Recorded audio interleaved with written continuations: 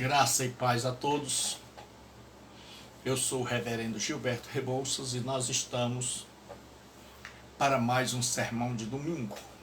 Nosso encontro de todos os domingos aqui para o louvor da glória de Deus. Então vamos ouvir um cântico.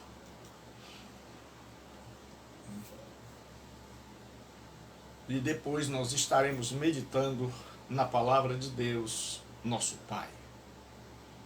Vamos ouvir o Asaf Borba cantando Foi Graça, superabundante graça. Preste atenção nesse cântico.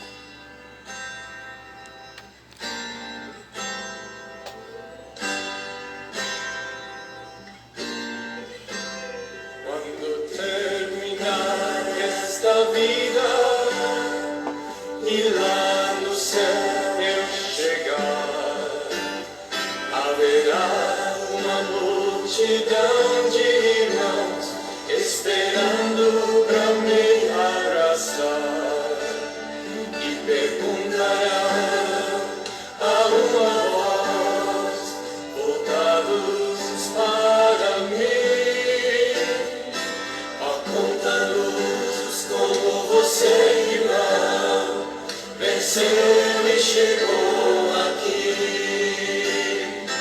E falarei, cantarei de Jesus que me amou e que por este pecador a si mesmo se entregou.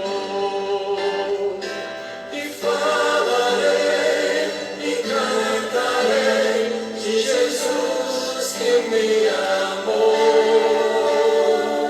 e que por este pecador a si mesmo se entregou. Foi graça, graça, superabundante graça, graça, graça, preciosa e doce graça. Foi graça, irmãos,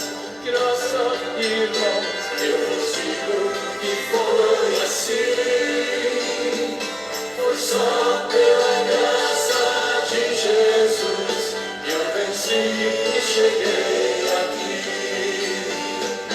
E falarei e cantarei de Jesus que me amou.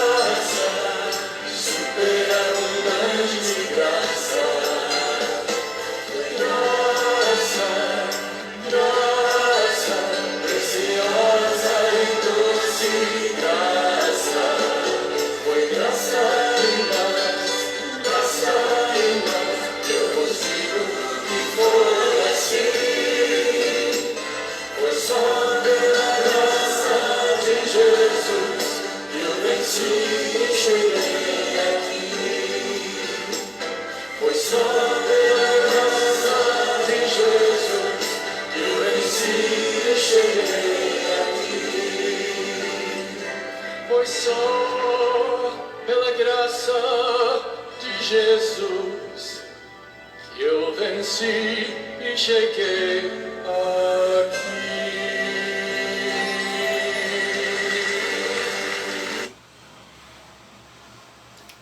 Nós vamos abrir as nossas Bíblias no capítulo 17 do Evangelho de Lucas. Capítulo 17 do Evangelho de Lucas.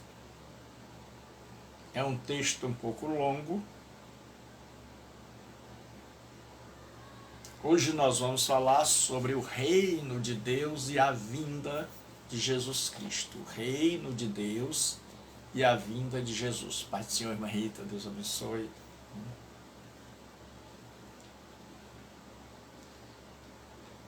capítulo 17, versículo de número 20.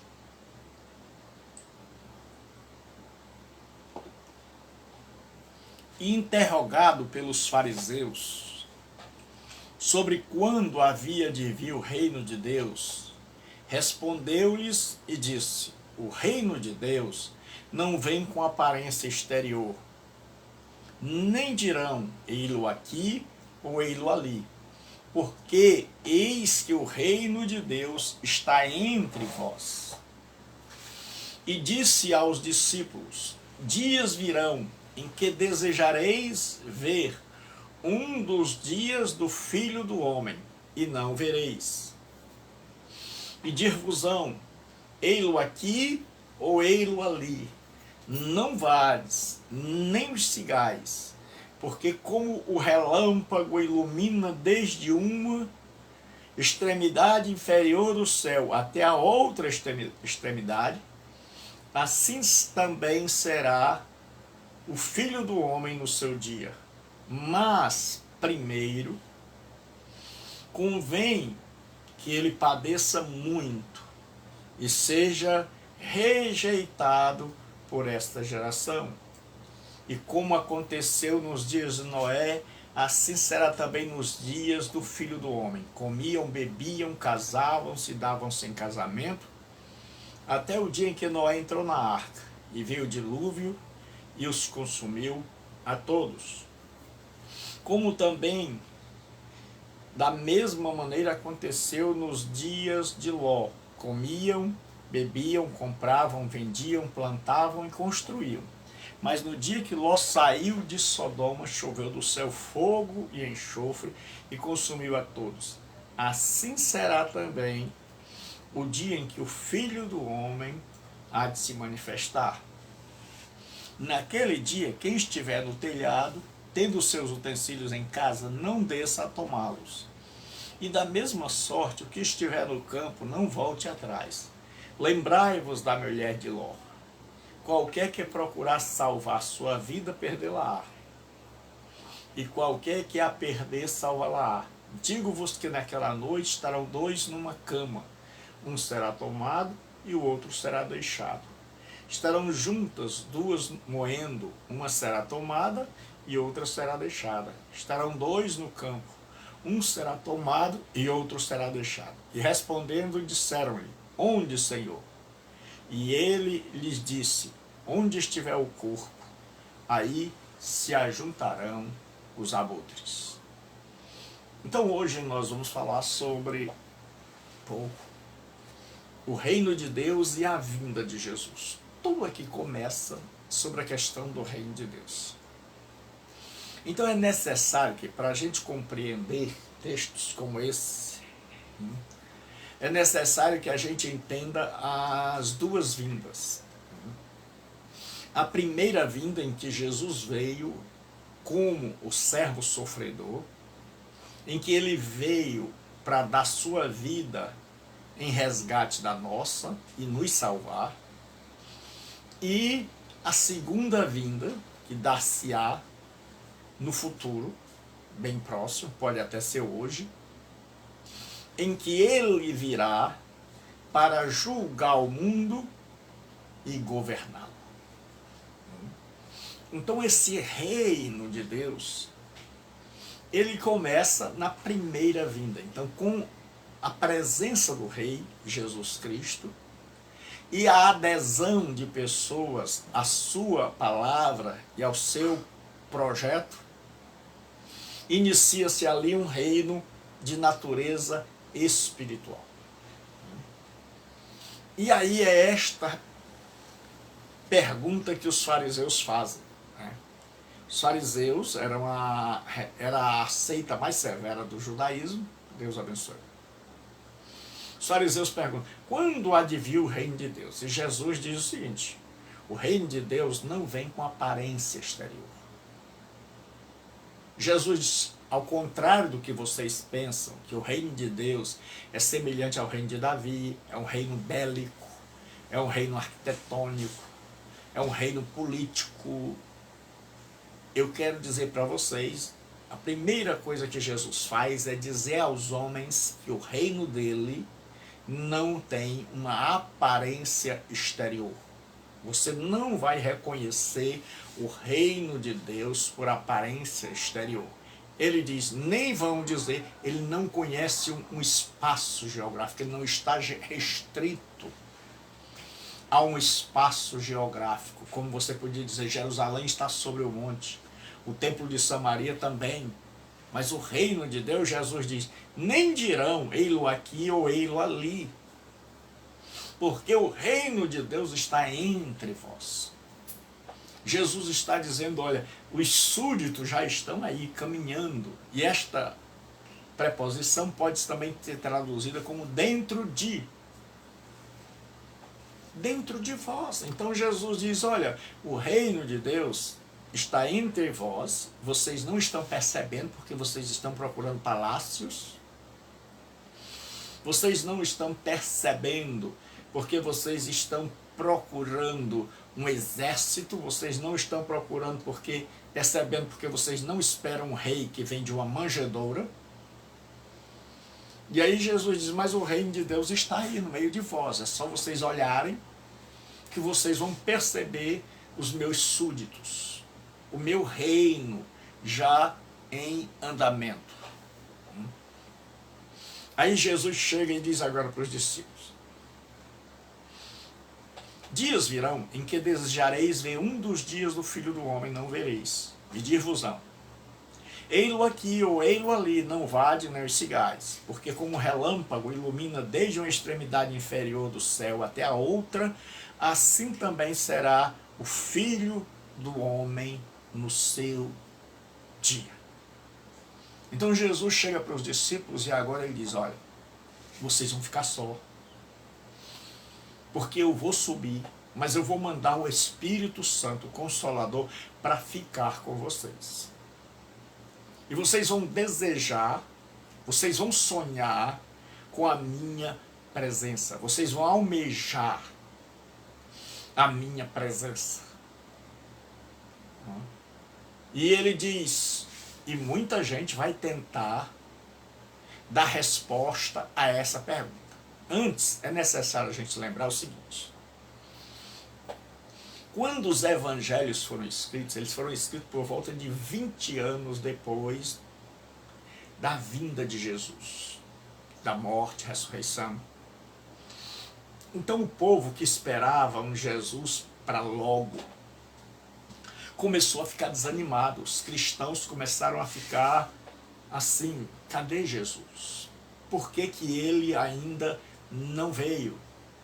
E por que que nós estamos sofrendo? Por que que nós estamos sendo perseguidos? Cadê o reino? E aí os evangelistas vão escrever para explicar aos cristãos o porquê de Jesus estar demorando. Principalmente Lucas, que vai escrever Lucas Atos. E em Lucas ele vai dizer o que Jesus fez. E em Atos, o que ele continua fazendo através da sua igreja. Então, há uma pergunta no ar. E aí, Jesus diz, Lucas lembra o que Jesus ensinou. Que o que está acontecendo nos dias de Lucas era o que Jesus avisou, previu, que eles desejariam, que eles sonhariam com a vinda do Filho do Homem, que eles esperariam ansiosamente essa vinda do Filho do Homem para concretizar o reino de Deus, e que nesse íntere, nesse espaço entre a primeira e a segunda vinda, muita gente ia tentar dar resposta sobre a segunda vinda. E ele diz, e dir-vos-ão, ou seja, dirão a vocês, ei-lo aqui ou ei-lo ali, não vade nem os cigais, porque como relâmpago ilumina desde uma extremidade inferior do céu até a outra, assim será também o dia do Filho do Homem. Então Jesus disse, muita gente vai tentar dar soluções para vocês. Vai tentar dizer, olha, ele veio, É como hoje. Hoje, por conta da aparente demora, né, alguns estudiosos disseram que Jesus veio no dia de Pentecostes, que ele não veio mais pessoalmente. Outros disseram que ele vem a nós no dia da conversão. Outros disseram que ele veio em juízo, no dia da destruição de Jerusalém no ano 70. E por aí vai. Mas Jesus, ele discorda de todo esse povo. Jesus vai em outra direção. Jesus diz, olha, no dia que eu vier, será um dia que não haverá necessidade de explicação.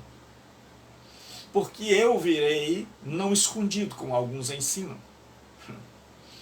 Muita gente ensina que Jesus vem escondido. Que primeiro ele vem escondido para depois vir em glória. Mas Jesus disse para os discípulos outra coisa. Jesus disse assim, porque como relâmpago ilumina desde uma extremidade inferior do céu até outra extremidade, assim será também o Filho do Homem no seu dia. Jesus está dizendo, assim como um relâmpago é visível de uma ponta a outra do planeta, assim serei eu, quando eu voltar. A minha glória será maior do que a glória de um relâmpago.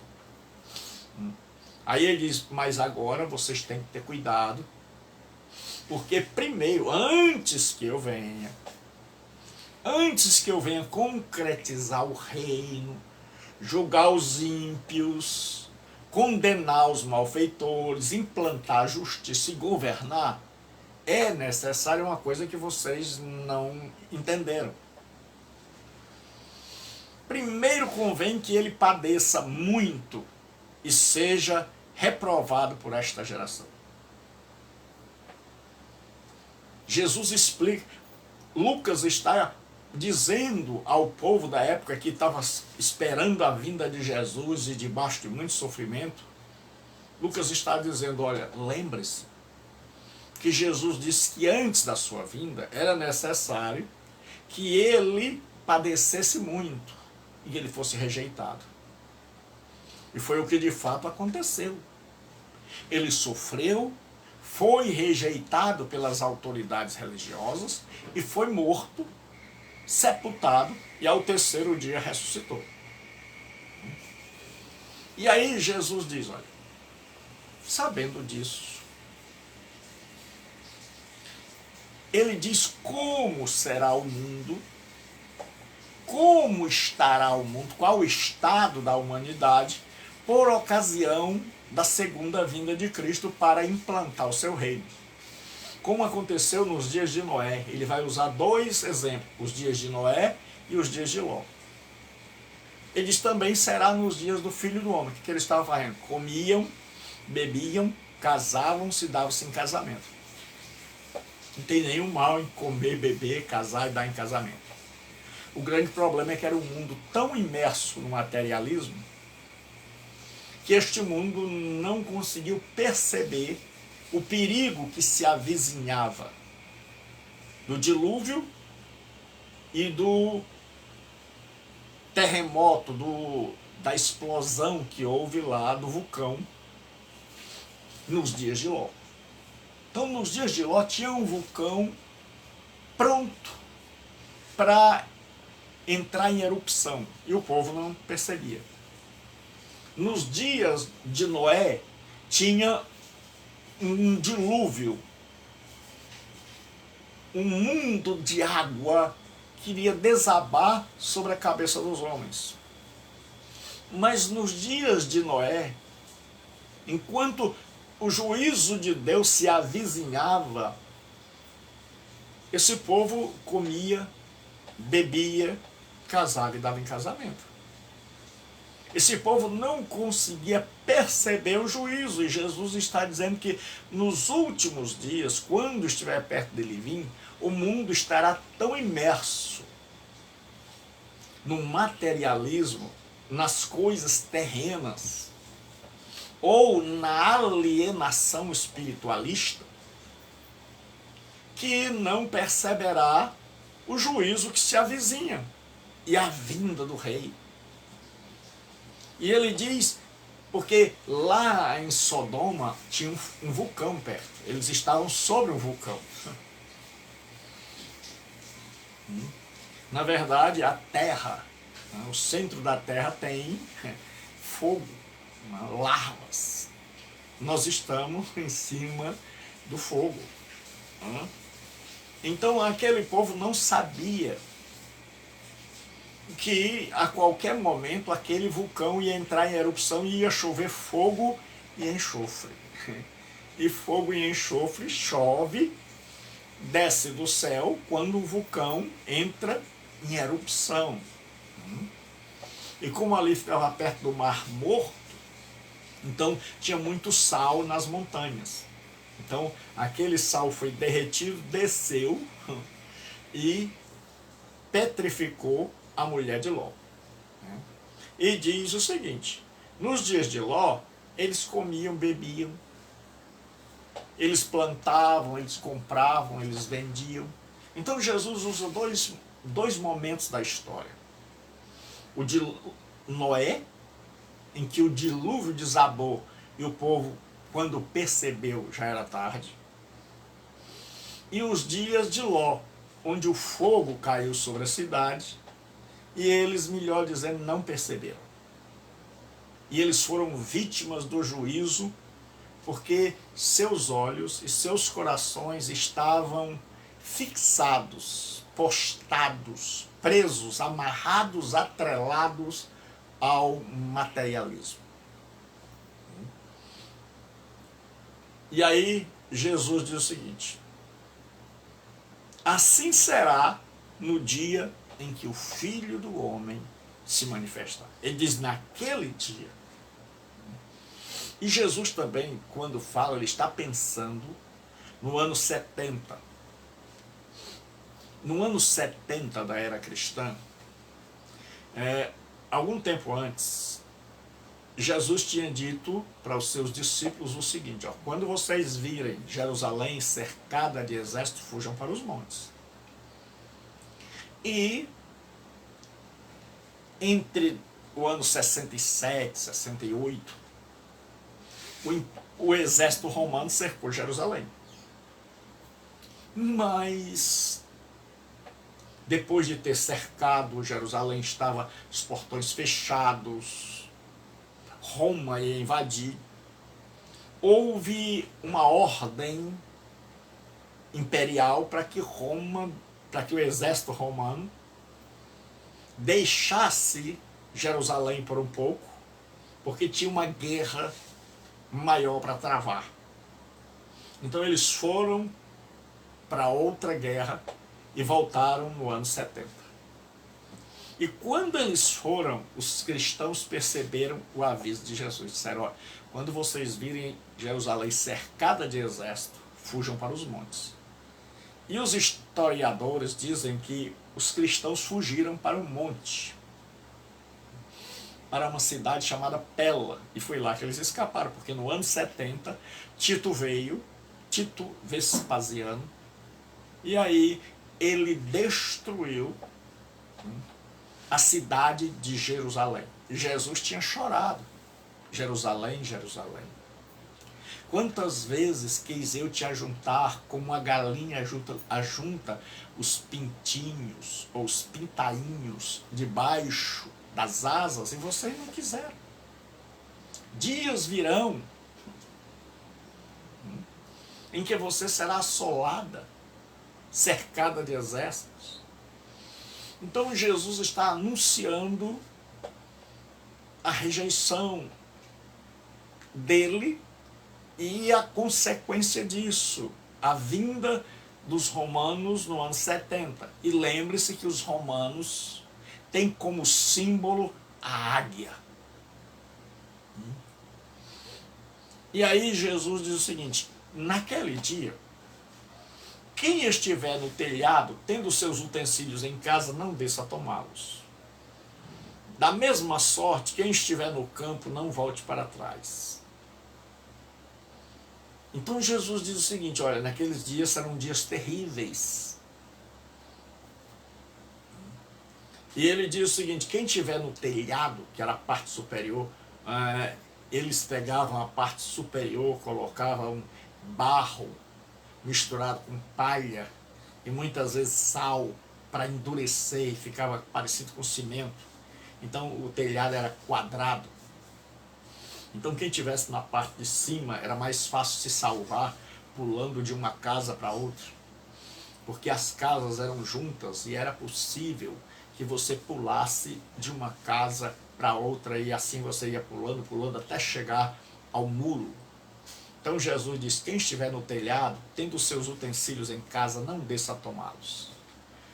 Ou seja, Jesus disse: olha, naquela hora não vai dar tempo de você ir dizer assim: eu vou buscar o meu cordão de ouro, eu vou buscar a minha carteira. Não. Ele está dizendo: dali você fuja. E aí ele diz assim: quem estiver no campo, não volte atrás. Aqueles que saíram para plantar, ou aqueles que saíram, estão de viagem, não entrem na cidade. Não voltem. Não voltem, porque quem estiver lá vai morrer. Aí ele diz assim: lembrai-vos da mulher de Ló. Ele diz: lembrem-se da mulher de Ló. Qualquer que procurar salvar a sua vida, perdê-la. E qualquer perder a sua vida, salvá-la. Jesus disse: olha, a mulher de Ló tentou salvar a sua vida. Que vida? A vida presente. Ela gostava, ela tinha se acostumado. A cidade de Sodoma fez bem a ela. A cidade de Sodoma era compatível com a natureza dela. Ela vivia em Sodoma ela estava em casa. E quando o juízo veio sobre Sodoma, como estava para vir sobre Israel, a mulher de Ló desejou voltar. Deus disse: corra, porque o raio de destruição de Sodoma vai ser muito grande. E se vocês pararem, vocês vão estar dentro do raio de destruição. Não dá tempo de vocês olharem para trás, ter saudade, ter lembrança. É correr, porque quem não correr, quem parar por um segundo, vai ser atingido. E Jesus diz: lembrai-vos da mulher de Ló. A mulher de Ló, ela tentou salvar a sua vida. Ela olhou para trás, como quem diz: a que eu pudesse trazer um pedaço de Sodoma. A que eu pudesse trazer as minhas coisas. A que eu pudesse trazer os meus amigos. A que eu pudesse trazer o meu modo de vida. E ela quis salvar. E Jesus disse: quem quiser salvar, perdê-la. E aí ela não conseguiu, como o marido e as filhas, sair do raio de destruição do vulcão.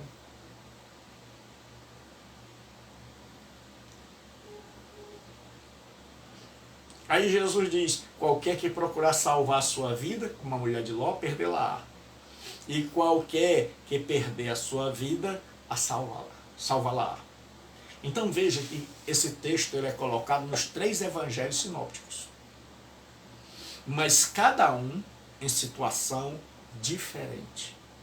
O autor vai colocar dentro de uma situação diferente. Aqui ele coloca em contraste com a mulher de Ló, dizendo: olha, a mulher de Ló tentou salvar a sua vida e perdeu. Ló e a mulher e as filhas perderam a vida, não olharam para trás, esqueceram de Sodoma e foram salvos da destruição. E aí Jesus diz assim: digo-vos que naquela noite estarão 2 numa cama, um será tomado e outro será deixado. 2 estarão juntas moendo, uma será tomada e a outra será deixada. 2 estarão no campo, um será tomado e o outro será deixado. você vai ver que aquele diz assim, digo-vos que naquela noite 2 estarão numa cama, um será tomado e o outro será deixado. 2 estarão juntas, moendo, uma será tomada e a outra será deixada.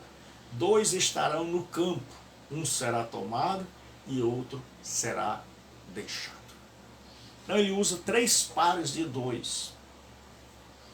E ele vai falar de pessoas que estão dormindo, portanto à noite, de pessoas que estão no campo, provavelmente durante o dia. Então ele está dizendo que a sua vinda será um momento onde abrangerá todo o planeta Terra. Onde esse evento terá implicações tanto para quem está do outro lado do mundo, acordado, como quem está do lado de cá, do planeta, prestes a dormir. E ele diz que a humanidade será dividida em 2 grupos. Entre os que serão tomados e entre os que serão deixados. E aí, o que acontece? Se a gente interpretar o texto levando em conta os dias de Noé, porque o texto está falando anteriormente nos dias de Noé. Então, nos dias de Noé, quem foi levado foram os ímpios. Quem foi deixado foram os justos. Então, tome cuidado quando interpretar esse texto, porque esse texto está falando, o contexto são os dias de Noé e os dias de Ló. E nos dias de Noé e nos dias de Ló, quem foi deixado foram os ímpios. Certo? Então ele disse, um será tomado e outro será deixado. Ou seja, um vai ser tomado para Deus, outro vai ser deixado para o juízo. Aí os discípulos perguntam.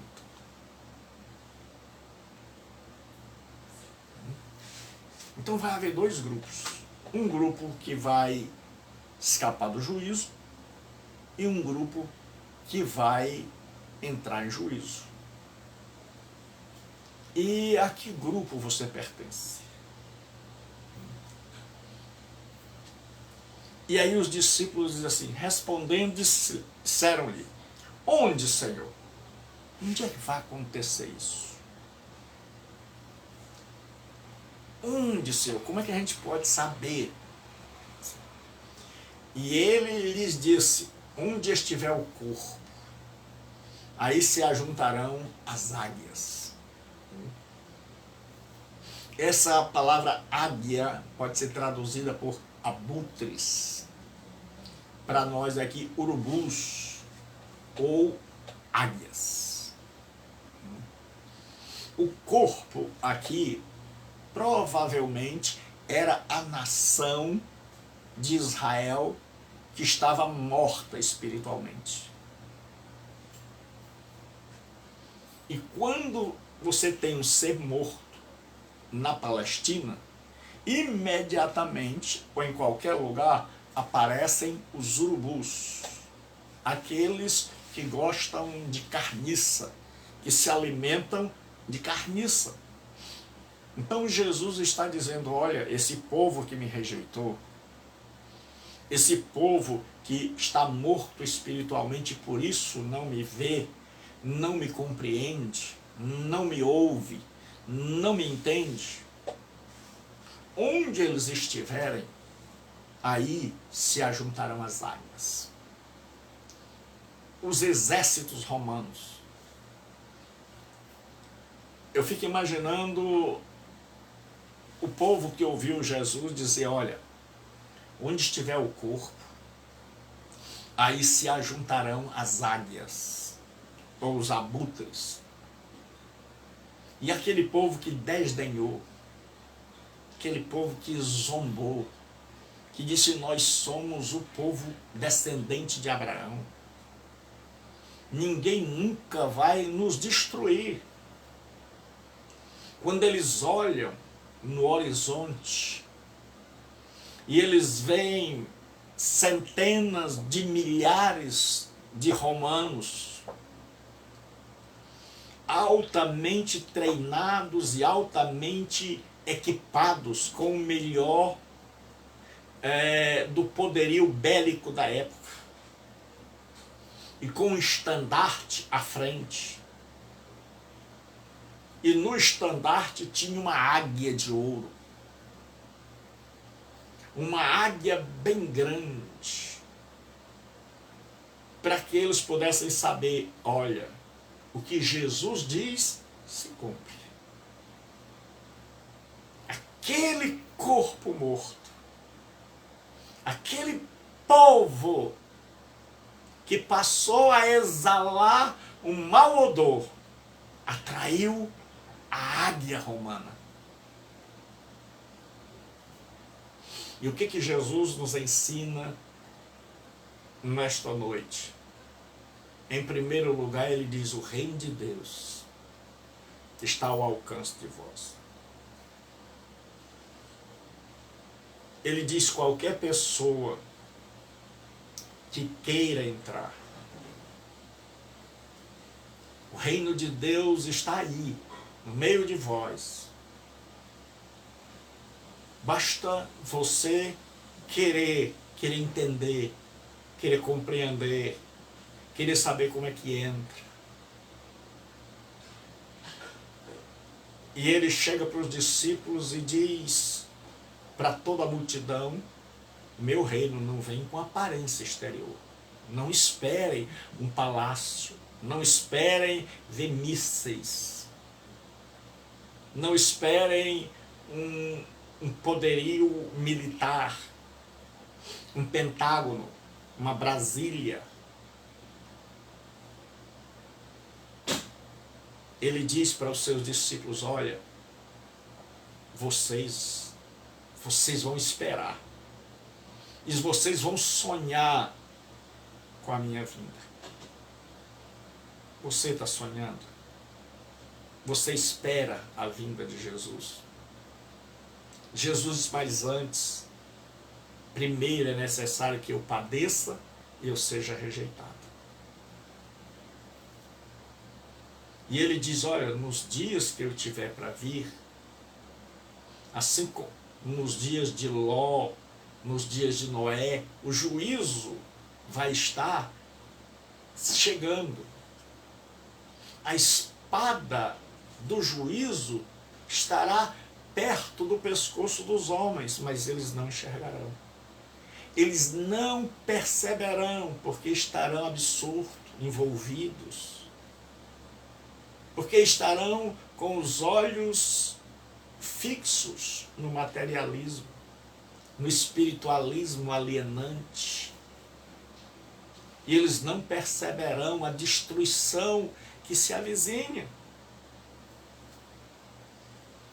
E Jesus diz aos discípulos: olha, lembrem-se da mulher de Ló. Se vocês tentarem apostar tudo nesta vida, vocês vão perdê-la. Mas se vocês perderem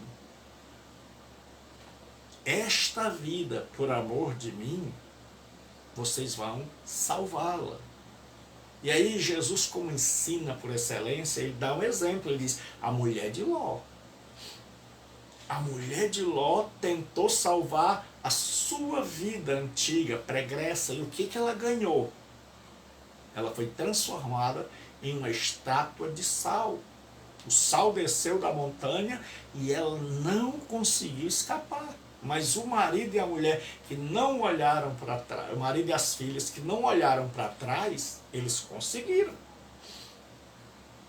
E Jesus disse: olha, naquele dia vai ter gente junta, mas de natureza diferente. O que eu acho maravilhoso em Jesus é que ele não cria um grupo de gente separada. Ele não cria mosteiros. E o reino de Deus é um reino que está misturado no meio da humanidade. Jesus, naquele dia, ele não disse assim, naquele dia o meu povo estará sobre o monte, me esperando. Naquele dia o meu povo estará em oração, separado. Não.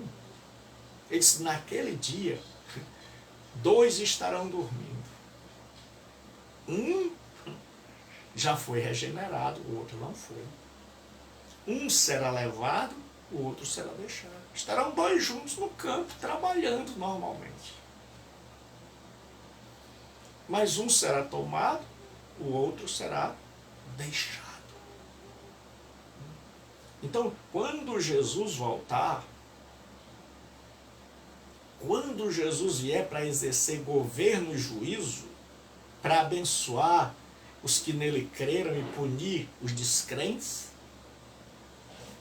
nós estaremos vivendo a nossa vida normal. Pegando ônibus, trabalhando,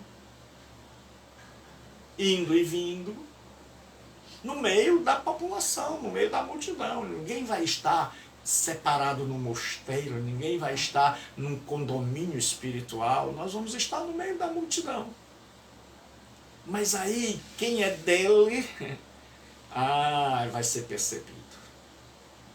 Quem é dele, aí, porque tem muita gente que quer ser de Jesus pela separação geográfica. Jesus não disse quem estiver na igreja, quem não estiver. Jesus disse, 2 estarão numa cama. Um se converteu, o outro não. 2 estarão moendo, bem juntinho, fazendo a mesma coisa, conversando, mas uma era convertida, a outra não. 2 estarão trabalhando no campo, a enxada perto da outra, mas um será levado e o outro será deixado. Jesus nunca pregou essa separação geográfica, espacial. O que ele quer de nós não é uma separação espacial das pessoas, é uma separação no caráter, é uma separação na natureza, em que a gente possa estar tão próximo e ao mesmo tempo tão distante, tão distante. Como assim, pastor? Tão próximo geograficamente, tão próximo espacialmente, tão próximo fisicamente, que os 2 estavam na mesma cama. Mas um estava tão distante do outro. Um estava tão longe de Jesus, o outro estava tão perto de Jesus. Mas eram marido e mulher, dormiam na mesma cama.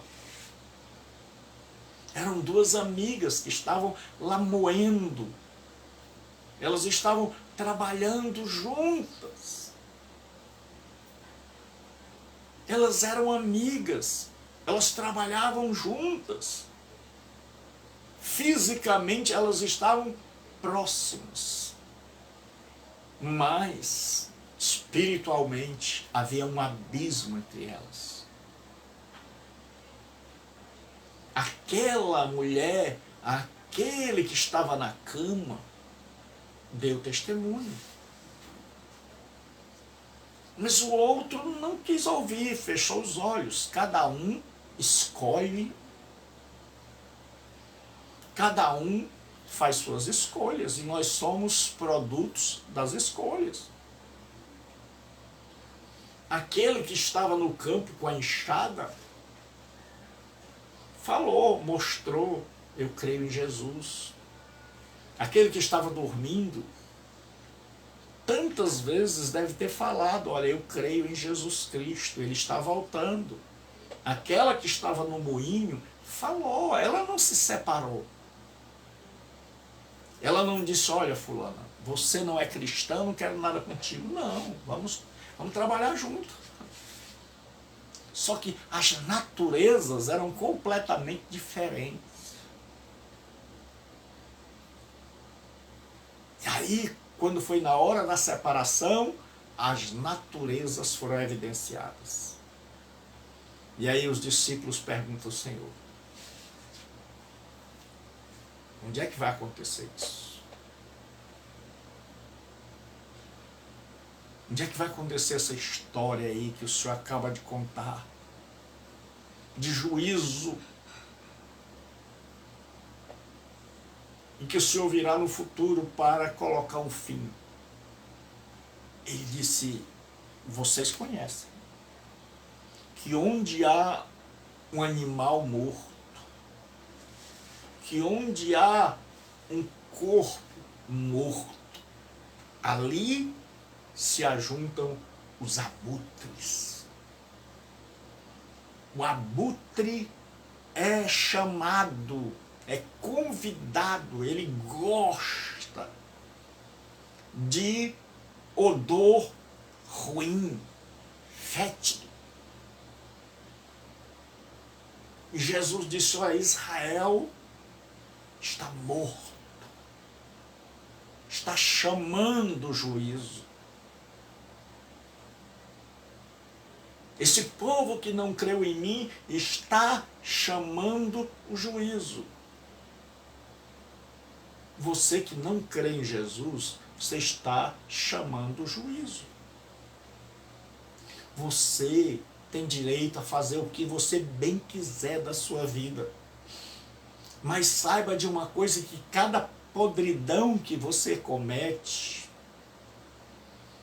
que cada coisa imoral, devassa, impura, é um grito que você dá pelo juízo. É um grito que você dá para que o abutre venha. Então nós estamos numa sociedade apodrecida, morta, e que o urubu, o abutre, está vindo para devorar a carniça. O juízo está às portas, mas muita gente não consegue ver isso. E por que não vê, pastor Gilberto Rebouças? Porque está morto. O morto não vê o abutre chegando. O mundo que nós vivemos, assim como Israel não percebeu os exércitos de Roma marchando para eles, o mundo de hoje não vê que nós estamos caminhando para o juízo divino. Não vê que nós estamos caminhando, que nós estamos cheirando mal e atraindo o juízo. E que o único que pode nos salvar é aquele que disse, eu venho como relâmpago. É aquele que disse, olha, assim como o relâmpago brilha de uma ponta a outra na extremidade do céu, assim serei eu no dia da minha glória. Jesus Cristo, quando vier, sua glória será tamanha que ele será percebido em todos os cantos da terra. E todo olho verá, até mesmo os romanos que o traspassaram.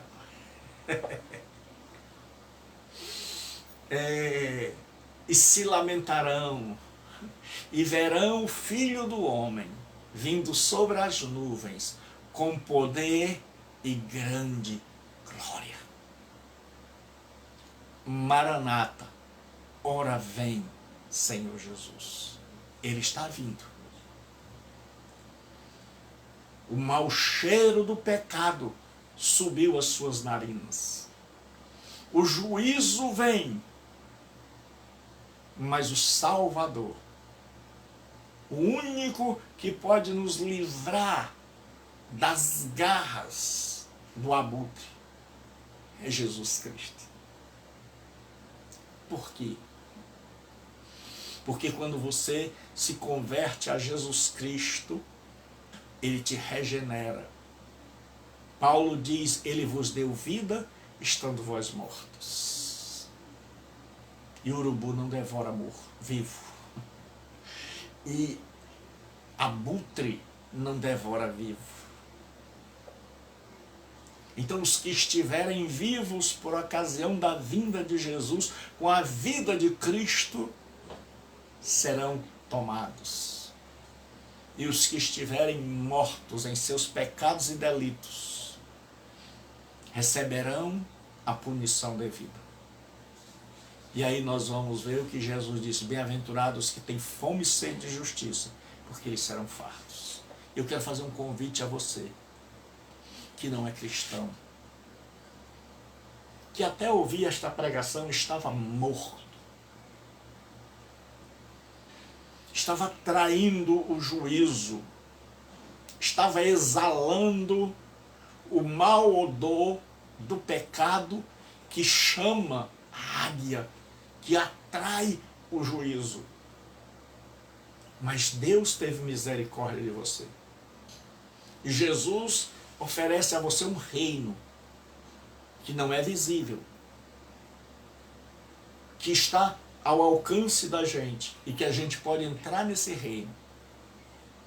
E quem entra nesse reino é regenerado. Crê que Jesus morreu na cruz para pagar os nossos pecados. Se arrepende. E aí o Espírito Santo vem e nos faz nascer de novo. E nos faz começar uma nova vida. E rasga a vida velha. E começa a escrever uma nova história. Então você que não é cristão, será que você não percebe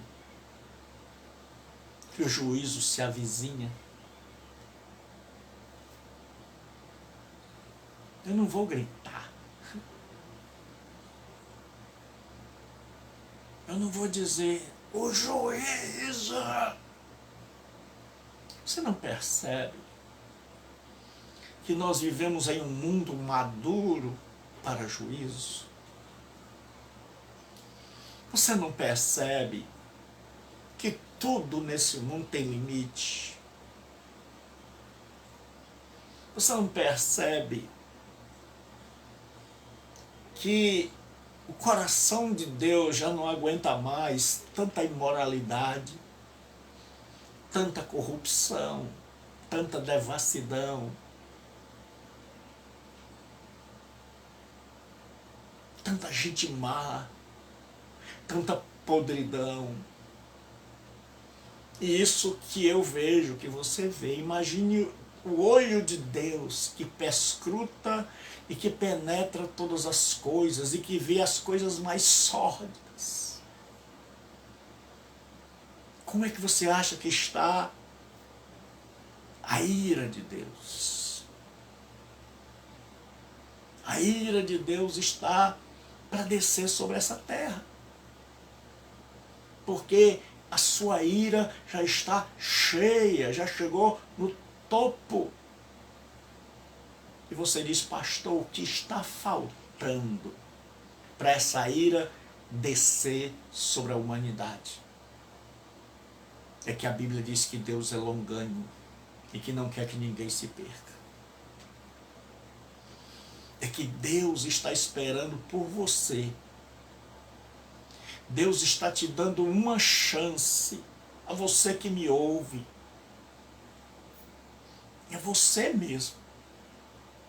Deus está te chamando hoje para entrar no seu reino, aqui na terra, para mudar de lado, para sair.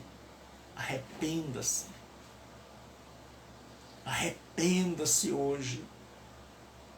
e creia no amor de Deus mostrado na pessoa de Jesus Cristo ao morrer por nós, para nos perdoar. A morte dele era a minha morte. Ele morreu a minha morte. Ele morreu a tua morte. Para que recebamos a sua vida. Receba dele hoje o perdão. Reconcilia-te com ele. Conversa com Deus. Fale com ele e diga: Senhor, no dia da tua vinda, eu não quero ser um corpo morto. Senhor, eu não quero estar cada dia contribuindo para que o juízo seja mais severo. Senhor, eu quero perdão, porque o juízo caiu sobre Jesus. Porque quando você se converte, o juízo que viria sobre a sua vida, sobre a tua vida, foi derramado em Jesus lá na cruz. Então não tem mais juízo para você. Tem perdão. Tem regeneração. Tem vida. E vida com abundância. Então onde você estiver, invoque a Jesus e peça a Ele que te perdoe, que te salve e que te introduza no reino invisível dele. Que você quer ter outra natureza, você que está desviado, reconcilia-te. Você que é crente, mas sabe, você que é um cristão, mas sabe que é um cristão só de nome, converta-se hoje. Então se volte para Deus hoje. Volte-se para Deus onde você está. Não seja como a mulher de Ló. Não dá tempo. Ou você escapa antes do juízo, ou o juízo vai pegar você. A minha oração é que você possa ter ouvidos para ouvir e um coração para crer. Então, se você ouviu e se você crê, converse com Jesus. Não importa que tipo de pecador você seja, não importa o que você fez. Peça perdão a Jesus e se volte para Ele em fé, agora, em nome de Cristo. Deus abençoe. Até amanhã ao meio-dia.